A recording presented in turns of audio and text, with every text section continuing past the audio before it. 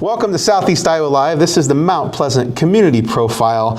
I'm Mike Heaton, your host, and I am really excited to have the one, the only, Adam Creager in the house today. Welcome to the show. Welcome back to the show, Adam. Thank you. It's good to have you back.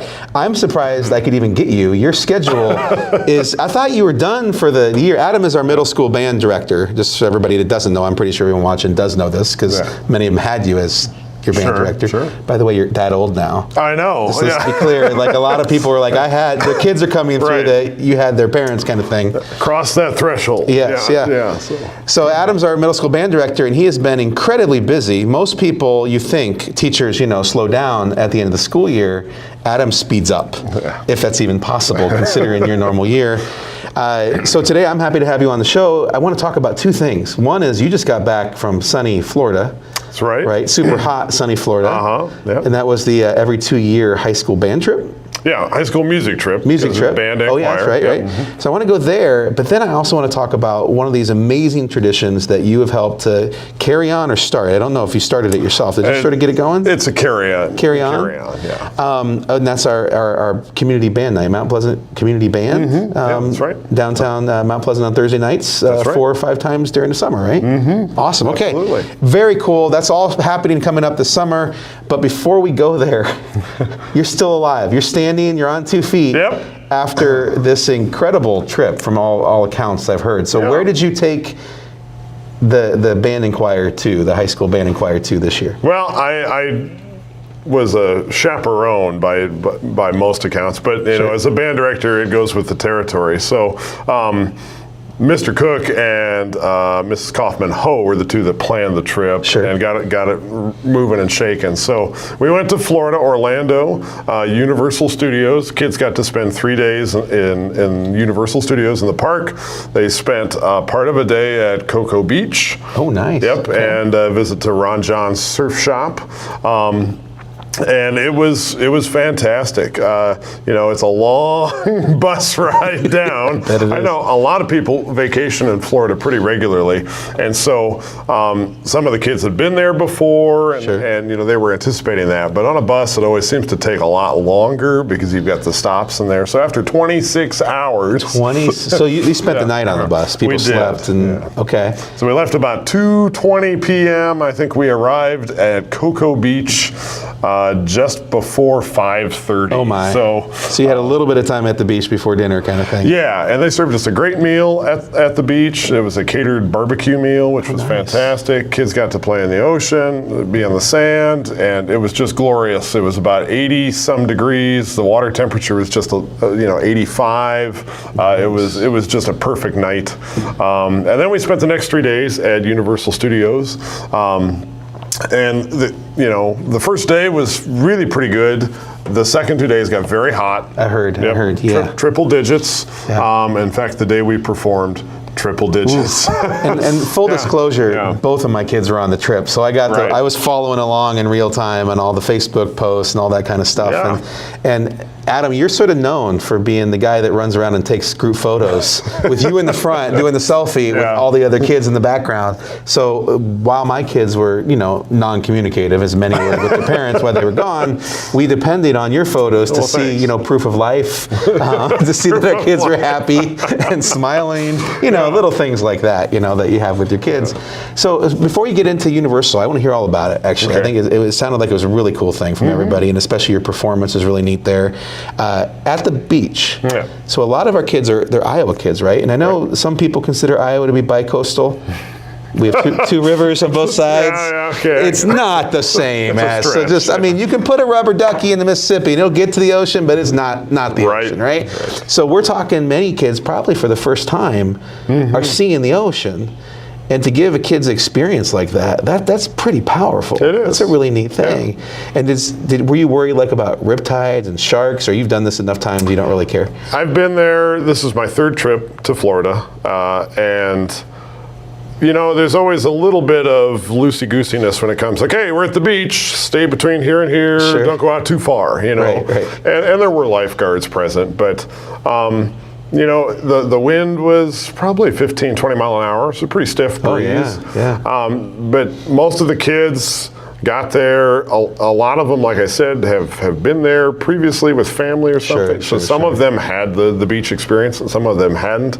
It's really wonderful to watch how they react to it. You know, they go out and they try to dip their toe in like it's a swimming pool, and within the first tide crash, they're up to their knees. You know, and but then some kids just dove right in. You know, and it was just great to see how they reacted. That's awesome. And it is powerful. I mean, there's a certain. I was talking with one of the chaperones, Doug Slobodnik, and he goes, "There's this kind of aura when you're around a body of water. You know, and you can just sit there and watch it, and you don't even have to be in it, but just feeling what it's like and hearing the waves crash is a totally different feeling." And so the kids got some of that. And what was really cool, you're inside of the Cape Canaveral and the Kennedy Space Center. Oh, wow. So you can see the towers where they would launch the rockets. The sun is not quite setting, but it's getting there. And so it's just a really cool atmosphere. You got that really cool time of day where, oh, that's awesome. So that's it was awesome. Fantastic. It was great to have the kids get that opportunity. I didn't take many pictures of the beach because I didn't want to get my cell phone all wet. Yeah, sure. So, which kind of got wet at the park, you know, because we were just like dripping sweat. But at least I had a bag there to carry it around in. But so go there for me. So the kids were running around. I'm assuming they had like checkpoints and stuff, and like they had to call in or talk to a chaperone every once in a while to make sure they were still alive, proof of life, right? Yep. A bunch of teenagers running around a big Universal Studios. I've heard from my kids, and I've heard from quite a few of their friends, some of their favorite rides. Now, did you go on any of the rides, and did you have a favorite? I do. I went on a couple rides. You know, as a chaperone, I try not to subject myself to anything that's going to lock me into an hour wait. Oh, sure. The lines are long. You know, if I had to get out and get somewhere, you know, and also I don't want to do anything that's going to compromise me physically. If I go on the Hulk and I come off and then I just feel like you're green yourself, green, I suppose. Yeah. Yeah. I'm not going to be a very good chaperone, so I monitor myself a little bit with that. But Jimmy Fallon's ride is absolutely one of my favorites. Oh, cool. It's a virtual thing. It's a race through New York where you're chasing him in a car. And what's so great about it is it's funny. You know, sure. You would expect that, right? With Jimmy Fallon. Because Jimmy Fallon. Yeah. So you're laughing as much as you're enjoying the ride. And it's not super high intensity. The Simpsons ride is another one I've done before. You really like the comedy stuff, don't you? Yeah, I really like to laugh if you hadn't figured that out. And I think the kids saw that too. But those were both really fun. We watched a lot of shows because in addition to all of the rides, there were pop-up shows. A lot of them are less than 10 minutes. So I watched a Blues Brothers show. They roll into the car. Cool. They sang about 3 numbers. There was an In the Heights Latin dancing in the middle of one of the areas. I watched that a couple of times. Several Harry Potter shows where they tell stories with puppets. There was a new era in the park called DreamWorks. So there was a big Shrek and Kung Fu Panda show. Nice. So very cool to see them in costume. Another big green guy. Just Probably the neatest show I went to was called the Bourne Stuntacular, and like Jason Bourne, like type Jason stuff? Bourne, Okay, and they did a 4D. So there's a circular screen. They have a rotating set. Oh wow! And there's mock fighting. There's aerial stunts. There's pyrotechnics. Right. Very very cool. And so even when it was hot, the kids had the opportunity to beat the heat, whether it was to go in, watch a show, sit down at one of the restaurants at the City Walk area, at Hard Rock Cafe. There was a place called the Cowfish that I know several kids went. There was a great one called the Dessert Factory. And I'm assuming with Universal Studios, there's also movies you can go to as well if you wanted to catch a movie and all that stuff. There's actually a movie theater as you walk in the park. Nice. So, but you guys actually were some of the entertainment. Not only did you enjoy the entertainment, then the band and the choir performed for Universal in general, right? So what was that like to be able to do that? Very cool that they ushered us backstage.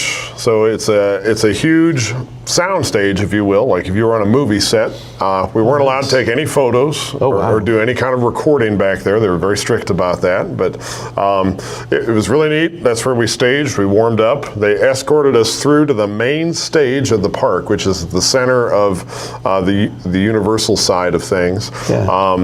And it's a huge black drape stage that the kids perform on. They're not in the direct sun, which that's nice. which was for good. the first time. And it's it's right behind the Rip Ride Rocket roller coaster. So, you know. Is that the big green one? It's a red one. Red one, okay. It's a vertical and then a vertical drop. So, as I told the kids, I mean, you hear all those people screaming? That's for you. They didn't believe me, but they got the joke, though. But no, it was really fantastic. The choir did performance first and did a really nice job, combined choirs, and then the band came on, and it was a combined band, and they performed each for about half hour to 35 minutes. Nice. You know, we had a few people that actually came to watch that were not our own. And as a matter of fact, I met former alumni, Dalton Crum, who was down there training to be a cast actor with Universal. He's worked for Disney for quite a while. He came and caught the band performance, and then we had supper one night. So it was really great to catch up with Dalton and just to hear about his experience being a cast member at both Disney that is awesome. And now at Universal. That is awesome. Yeah. So one thing I really admire about your work, Adam, and I don't mean to make you blush here, but like you do a really good job of transitioning people through their ages as they grow. From middle school when they first get in, you take them from the elementary school program, which Laura does a fantastic job getting them through to, and then introducing them, and then you take them and make them into these musicians they didn't know they could be, and then move them on to high school.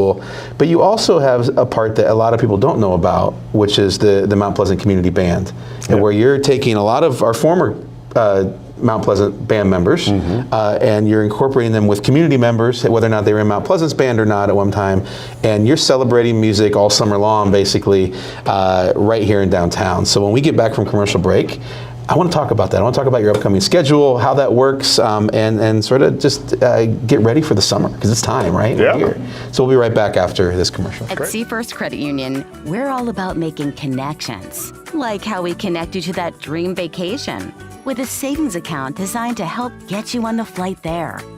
Connect with Seafirst today and see why together is better. Bring the kids and share the memories at the 2024 Midwest Old Threshers Reunion. Steam engines, antique cars and trucks, tractors, gas engines, and horses. Great food from the North Village or the Log Village. Plus, learn how to square dance over at the dance bar. This is the place where memories are made. Make plans now to enjoy the history of the past at the 2024 Midwest Old Threshers Reunion, August 29th through September 2nd in Mount Pleasant. Visit oldthreshers.com for more details. Attention Hy-Vee shoppers, introducing Hy-Vee Perks, your ticket to exclusive savings and rewards. Access exclusive perks, prices, earn gas discounts, and unlock special deals. All this for free. Join Hy-Vee Perks today and start saving.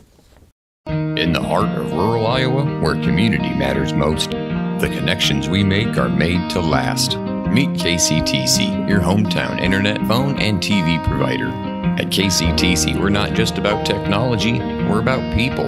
Our dedicated team are your neighbors, committed to bringing you top-tier services right where you live. We believe in giving back to the community that raised us. Experience the power of a real connection with KCTC. Join us in building a stronger, more connected Southeast Iowa. We are back from commercial. This is Mount Pleasant Live, Southeast Iowa Live's Mount Pleasant Community Profile. We have all kinds of names for this thing. So you can find us on Facebook, which you're probably there already. And I'm here with Adam Creager. I'm Mike Heaton, your host, and we are talking about music. We're talking about our fantastic music program at the Mount Pleasant school system. And then now, after coming back off this amazing trip to Universal Studios in Orlando, Florida, Adam is jumping right into his next project, because why bother taking a break, right? Which is our Mount Pleasant Community Band. So we're starting the summer series up. What does it look like this summer? Yeah, well, we had our first practice last night at Mount Pleasant Middle School, and our first concert will be tomorrow evening, Thursday, the 13th, right? Yeah, we're going to make sure I get my dates right. And you might be watching this on Thursday morning. It depends on we're going to post it on Wednesday night or Thursday morning. So it could be tonight. Yeah. Check your calendars. So 7 p.m. up in the Mount Pleasant City Square, the Mount Pleasant Community Band. Several new faces. We had, I think by my count, 35 people last night, which was really fantastic. Several new and several returning, and it's always great. This is a little history, I guess. I started playing in this ensemble when I was in college. Steve Rod Mr. Rod, many of you will know, was the band director at the elementary level. Used to direct this band for a long time. Prior to him, it was R.G. Conley. Nice, yeah, nice. And so there's a history here, and I'm sure it goes back much further than that. Can I tell you a story about Steve? Sure, yeah. So I think I might have shared this with you already. I can't remember, but back when I was in elementary school, he was a band teacher. Steve, I don't know, he maybe was middle school. I can't remember at the time. I don't know what he was. He was elementary for you too, yeah. And so I was heavily involved in sports, on the clubs and things like that on the side. And I have this note when I was going through my mom's stuff after she passed away. There's this note I found from Mr. Rod. There's a note from Mr. Rod to my mom, and it said, "Mrs. Heaton, Mike is good at saxophone. I hope he continues to play the saxophone. We like having him in band, but it doesn't really do us any good when he comes with broken fingers and jammed fingers all the time. He really can't practice. So I just would recommend we look out for that, or maybe he needs to choose, between athletics or band. But I just want to let you know that if he keeps on, if he can't use his fingers, he can't play the saxophone. And so, unfortunately, I left band back then. I stayed in choir. Yeah. And I do know that that's the priority of the teachers in Mount Pleasant High School and middle school is you try to make sure that you can do both. And so this is just a funny note I'm referencing, but you're really, really good at making sure people can be athletes and musicians at the same time. So it's my little Mr. Rod story. I found that little letter. So, but he didn't start it. Mr. Conley did. You said.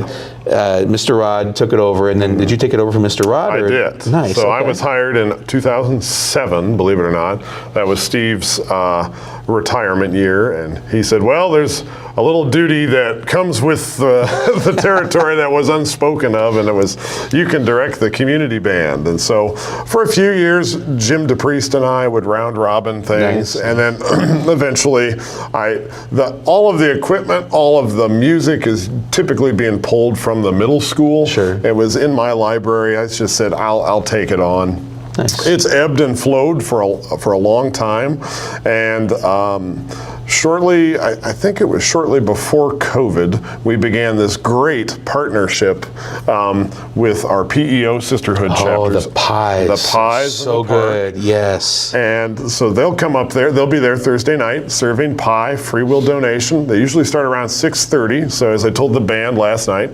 come out, get your pie, then warm up, because if you don't get there early, you won't get the piece you want. Right, right. And there's always plenty. And these are typically all made fresh by our PEO sisters, and they're fantastic. They're just awesome.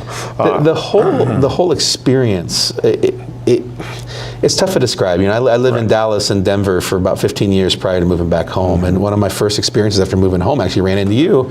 And I walked in there on the square, and it just is this quintessential small town. You just feel so proud of our community when you hear the band playing and people are selling pies. There was an art exhibit going on back then at that time too, and it felt so homey, so small town, and it really helped tell our story. It make you feel like you're part of something, right? In such a great way. It's beyond just the music, or the pies. It's this feeling of community that you bring to that space. How often are we doing it this summer? What's the schedule? So we have 3 concerts in June. So the 13th, 20th, and the 27th. Yes, I think they're all Thursdays. So if my dates are wrong, I'm sorry. But yeah, those 3. And then we have one in July, which I believe is the 11th. Okay. I take the 4th of July off because most people are celebrating with their families or are out of town. There's other big community symphony does other things, other different things you can celebrate with. We always take the 4th off. So we have those 4 dates this summer. Nice. Typically we would end at the county fair, and I really felt bad about this, but the only time that Mindy and I could get our little vacation scheduled this summer happened to be that weekend, and so we're actually leaving the Thursday that we would have played at the fair. I felt really bad about that, but there was, between her work schedule and the other summer activities I have. So you can take a break. You're allowed to take a break before you go back to school again. Thank you, yeah. So. Yeah, you guys are busy, to put it mildly, and it's going to be an incredible summer. It always is. Yeah. It's going to be really fun. Thank you for doing it. Thank you for all you do for our kids and all your colleagues over at the school system, and all you do for our community on top of that. I mean, you don't have to do this. It's not, and we really appreciate it. It means a lot to our town and who we are, and please express that gratitude to all of our community band members too. Yeah. They bring something a lot of communities don't have, and Yeah, it's all volunteer, and as Mike said, and I agree with you, it's like a slice of Americana, not to use a pie metaphor, but the other thing, we'll have Arts Impact up there, so there potentially will be some craft things for kids. Nice. One of these weeks, we're going to have a traditional, what we call a bubble parade. The kids will all get a container of bubbles. Nice. We'll have a band member lead them around, probably do a Carl King march. Carl King's an Iowan, but that's something the kids have really loved, and adults are welcome to do it too. It's just fun, and like you said, it's the perfect way to spend a beautiful evening in Central Park, Mount Pleasant. So 7 p.m.